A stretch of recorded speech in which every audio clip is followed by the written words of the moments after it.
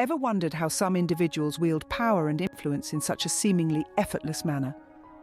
Today, we're diving into the depths of perception and its role in power dynamics, as explored in Robert Greene's seminal work, The 48 Laws of Power. Perception, my friends, is not merely about how we see the world, but it's also about how the world sees us. It's about managing how others perceive us, which can often be a deciding factor in our journey to power. Let's take a moment to explore the first law from Greene's book, a law that revolves around this very concept: never outshine the master. In essence, this law advises us not to appear overly competent or threatening to those in positions of power. This isn't about downplaying your abilities or being deceitful. Rather, it's about being strategic with how you present yourself.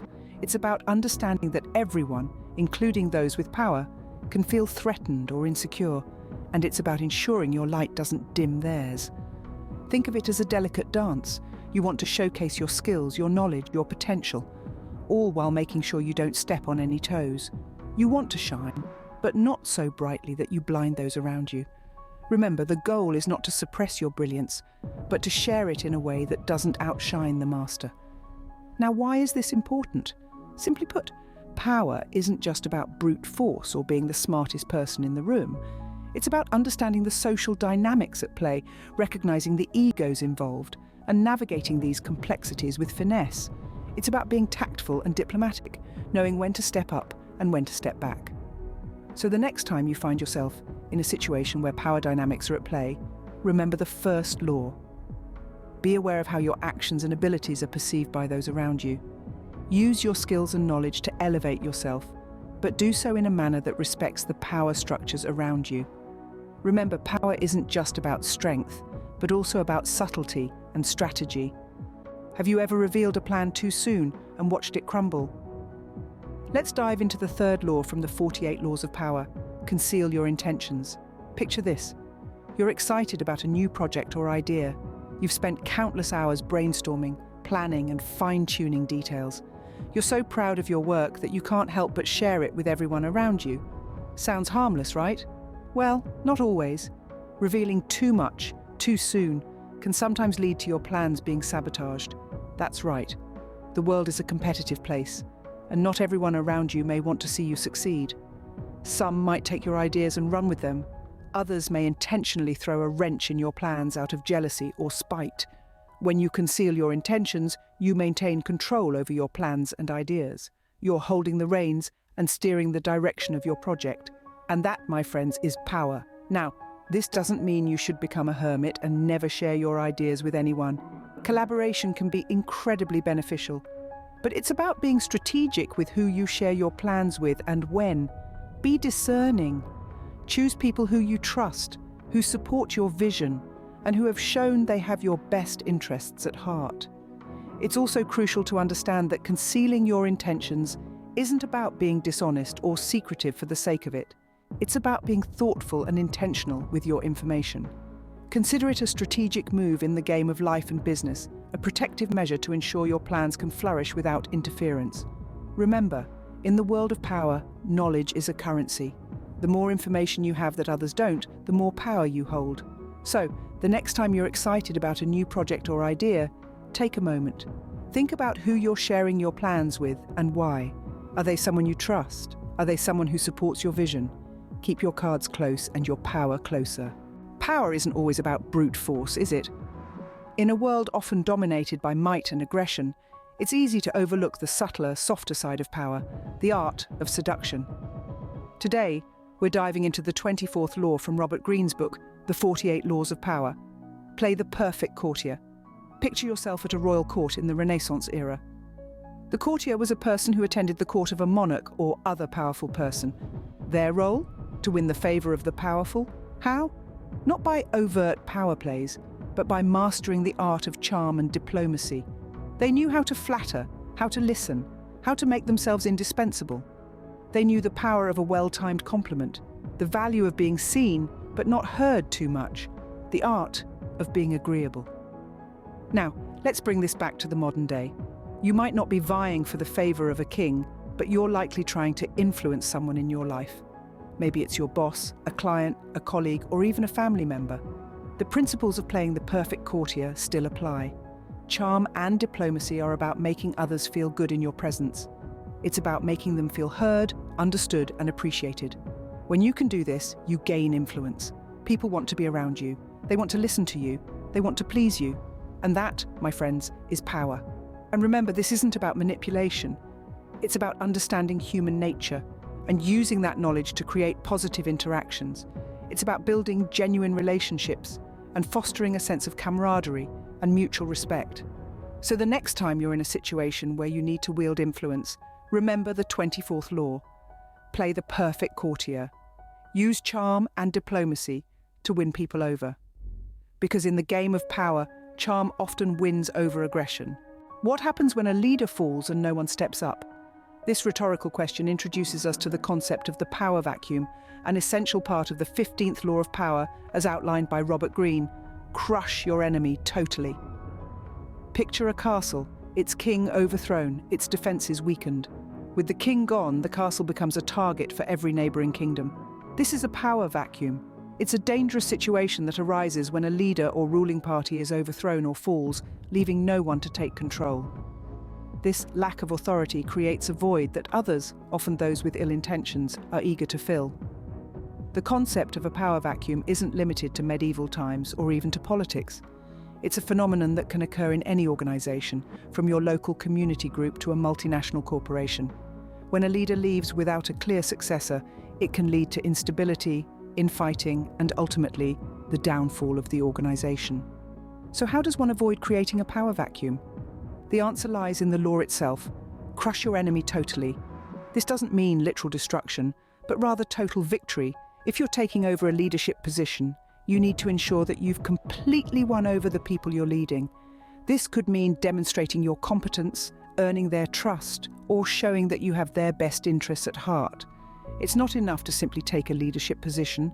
You have to fill it completely, leaving no room for doubt or challenge. Achieving total victory requires a thorough understanding of the organisation and its people, as well as the determination to see your vision through to the end. Remember, power abhors a vacuum. If you leave room for others to challenge your authority, they will. So when you step up to lead, make sure you do so with confidence and conviction. Ensure that you're not just filling a role, but truly leading. In power, half measures can be as dangerous as no measures at all. Don't leave room for a power vacuum to develop. Crush your enemy totally, and you'll ensure lasting power. Ever noticed how the most powerful person in the room isn't always the one doing the talking? This observation leads us to the 7th law from Robert Greene's book, The 48 Laws of Power. Get others to do the work for you, but always take the credit. Now, this law might sound a bit Machiavellian, but think about it. In any organisation, the person at the top isn't the one doing all the work. They're the ones guiding, directing, and delegating. The CEO of a company doesn't write all the code, design all the products, or even close all the sales. They delegate these tasks to their team members, to individuals who specialise in these areas. But here's the catch. Even though the CEO isn't the one doing all the work, they're the ones who ultimately take the credit for the company's success. Why? Because they're steering the ship. They're setting the vision, making the tough decisions, and aligning the resources to execute that vision. They're the puppet master, pulling the strings from behind the scenes to make the magic happen. Now, this doesn't mean that they're taking credit for other people's work in a dishonest way. It's about understanding the role of leadership. Leaders are not just doers, they're enablers. They enable their team to do their best work. And when the team succeeds, the leader takes the credit on behalf of the team, because it was their vision and direction that led to that success. So, the next time you're in a leadership role, remember this law. You don't have to do all the work yourself. Delegate, guide, direct. And when your team succeeds, don't be shy about taking the credit. After all, it was your leadership that made it happen. And this brings us to a profound realization. True power is not just doing, but getting things done. It's about influencing others, guiding them, and enabling them to achieve success. That's the mark of a true puppet master, a true leader. Can being predictable enhance your power? This question presents a fascinating paradox, doesn't it? The 17th law from Robert Greene's The 48 Laws of Power states, keep others in suspended terror, cultivate an air of unpredictability. Now let's unwrap this. When we're predictable, we put people at ease. They know what to expect and there's comfort in that. But when we're talking about power dynamics, this comfort can be a disadvantage. If others can anticipate your moves, they can prepare for them, counter them, or even use them against you. To truly hold sway, you need to keep others on their toes, second-guessing what you might do next. This doesn't mean being erratic or unreliable, but rather being strategically unpredictable. It's about keeping your cards close to your chest, revealing just enough to intrigue but not enough to inform. This state of suspended terror isn't about instilling fear, but rather it's about fostering a sense of intrigue and uncertainty that keeps you in control. Consider a chess game. A player who telegraphs their strategy is likely to lose. The player who keeps the opponent guessing, changing tactics and surprising with every move, has the upper hand. It's not about sowing chaos, but about cultivating a sense of mystery and unpredictability that keeps others off balance. This law is a reminder that power isn't just about what you do, but how you do it. It's about the dance, the interplay, the game of cat and mouse. It's about understanding human nature, the need for certainty, and using that to your advantage. However, one must tread carefully. Unpredictability can be a double-edged sword. If overdone, it can lead to distrust or even alienation. Like all things, it requires balance and finesse. The goal isn't to be a wild card, but a master strategist, always one step ahead, always keeping them guessing. So, to circle back to our initial question, can being predictable enhance your power? The answer is a resounding no. In power, predictability can be a liability. It's the art of unpredictability when mastered that truly enhances your power.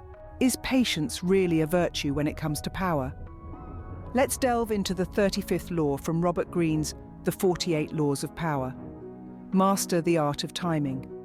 This law is all about patience and how it can significantly impact your power and influence. Think about the game of chess. Every move has consequences, and the best players aren't just thinking about the piece they're moving in the moment. They're anticipating several moves ahead, patiently waiting for the perfect moment to strike. That's the power of patience. It's not about being passive or simply waiting for things to happen.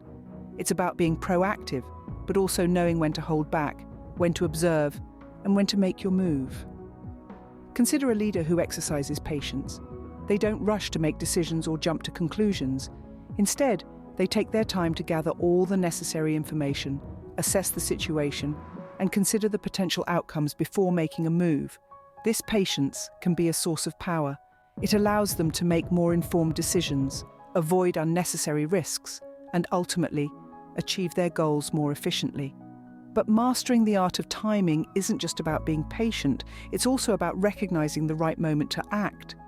Opportunities are fleeting, and if you wait too long, you might miss your chance. So while patience is important, it's equally important to know when to seize the moment. It's a delicate balance. It's like being a surfer, waiting for the perfect wave. You can't force it to come sooner, and if you try to ride it too early or too late, you'll likely wipe out. But if you're patient and observant, and you act at just the right moment, you can ride that wave all the way to the shore. So how can you master this art of timing? Start by developing your patience. Practice observing and waiting. Learn to anticipate the outcomes of different scenarios, and most importantly, learn to recognize the right moment to act. Remember, power is as much about when as it is about what. How can adaptability enhance your power? Well, let's dive right into the 20th law from Robert Greene's The 48 Laws of Power. Do not commit to anyone. This statement may seem harsh, but it is not advocating for a lack of loyalty or trustworthiness. Instead, it highlights the importance of adaptability in maintaining and enhancing your power. Imagine being in a room where everyone is vying for the same prize. If you commit to one strategy or align with one group, you limit your options. You become dependent on the success of that one strategy or the strength of that one group. But what happens if that strategy fails or the group falls apart? You're left with nothing. This is where adaptability comes into play. By keeping your options open, you are not limiting yourself to one path. You can adapt to changes, take advantage of new opportunities, and navigate around obstacles. This flexibility allows you to maintain your power regardless of the situation. Now, this doesn't mean you should be wishy-washy or unreliable. Rather, it's about striking a balance between commitment and flexibility. Be willing to make changes when necessary, but also be reliable and consistent in your actions. It's about being smart with your commitments, not avoiding them altogether. And remember, adaptability applies to more than just your strategies or alliances. It also applies to your mindset. Having a flexible mindset allows you to see things from different perspectives, understand new ideas, and adapt to new situations. This mental adaptability is just as important, if not more so, than physical adaptability. So, how can adaptability enhance your power? By keeping your options open and being flexible, you can navigate challenges, seize opportunities, and maintain your power in any situation. It allows you to be fluid, like water, changing shape to fit any container. It's not about being uncommitted or unreliable, but about being smart, flexible, and open-minded. In power, rigidity can be your downfall. So don't be rigid, be adaptable. Because in the game of power, the most adaptable player is often the most powerful. Does boldness have a place in power? This question prompts us to delve into the 28th law from Robert Greene's book, The 48 Laws of Power, which states, "Enter action with boldness." Boldness, in essence, is the courage to take risks, to step outside of your comfort zone, and to make decisions that might be unconventional or even intimidating. It is the audacity to believe in your abilities, your ideas, and to back them up with decisive action. But how does this factor into power, you may wonder? Let's think about it. Power isn't a static entity. It's not something you can simply acquire and hold on to indefinitely without effort. Power is dynamic, it ebbs and flows. It requires constant nurturing, and above all, it demands action. But not just any action. Power demands bold, decisive action. It demands the kind of action that leaves no room for doubt, the kind of action that commands respect and attention. When you act with boldness, you send out a clear message. You are confident, you are capable, and you are not to be underestimated. Boldness has the power to shape perceptions. When you act boldly, people perceive you as strong, capable, and influential. This perception can, in turn, amplify your power. After all, power is as much about perception as it is about reality. Moreover, boldness can help you to overcome obstacles and challenges. It can be the driving force that propels you forward when others might falter or hesitate. It can be the spark that ignites innovation, the catalyst that drives change. But remember, boldness should not be confused with recklessness. Boldness is calculated. It is informed. It is the result of careful thought, planning, and preparation. It is the courage to take risks, yes, but never without first weighing the potential consequences. So does boldness have a place in power? Absolutely. It is an integral part of power. Without boldness, power lacks direction, it lacks momentum. In power, boldness can often tip the scales in your favor. Is power a performance? This is a question that seems to pop up quite frequently when looking at the world of influence and control. Today, we're looking at the 37th law in Robert Greene's book, The 48 Laws of Power, which is all about creating compelling spectacles. Now, you might be asking yourself, what does acting have to do with power? Well, the answer is quite simple. The act of creating a spectacle or putting on a show can significantly enhance your power and influence. It's about capturing the attention of those around you, and in doing so, you're able to shape their perceptions and ultimately their actions. Think about it this way. When you're watching a movie or a play, you're completely immersed in the world that's been created. You're captivated by the characters, the story, the environment. It's this level of engagement that gives the creators of these spectacles their influence. They're able to sway your emotions, your thoughts, even your beliefs, simply by putting on a good show. The same principle applies in the world of power. By creating a compelling spectacle, you're able to captivate your audience, whether that's an individual, a group, or even an entire organization.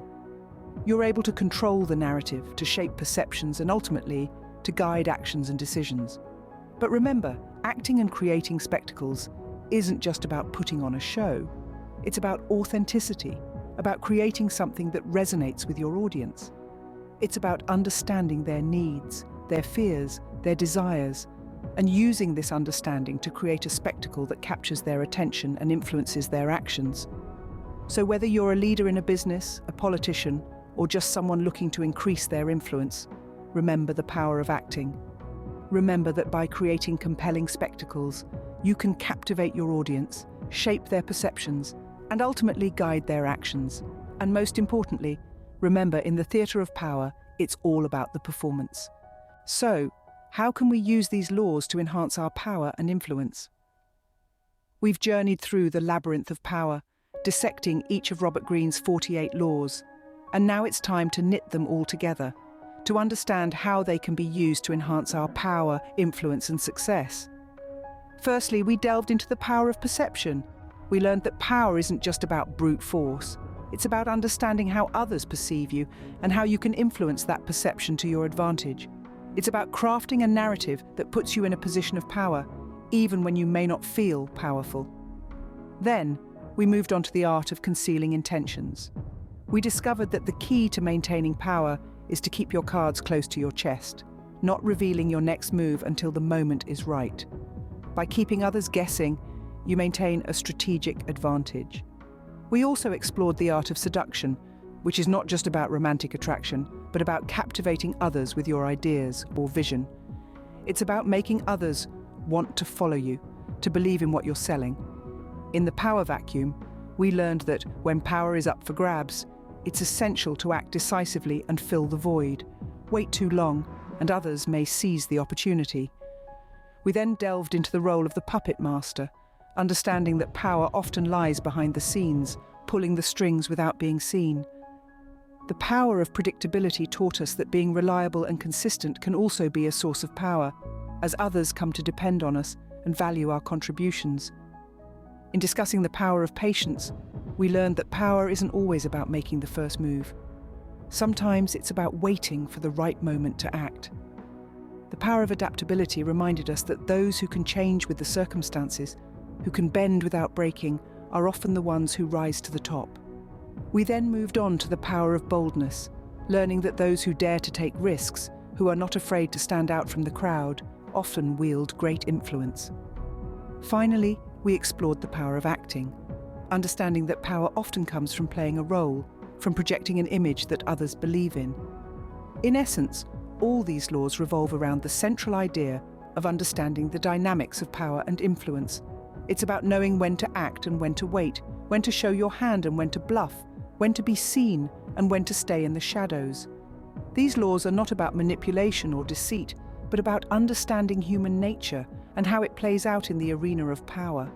They're about being strategic, thoughtful, and intentional in your actions. Remember, power is a game, and those who know the rules will always have the upper hand.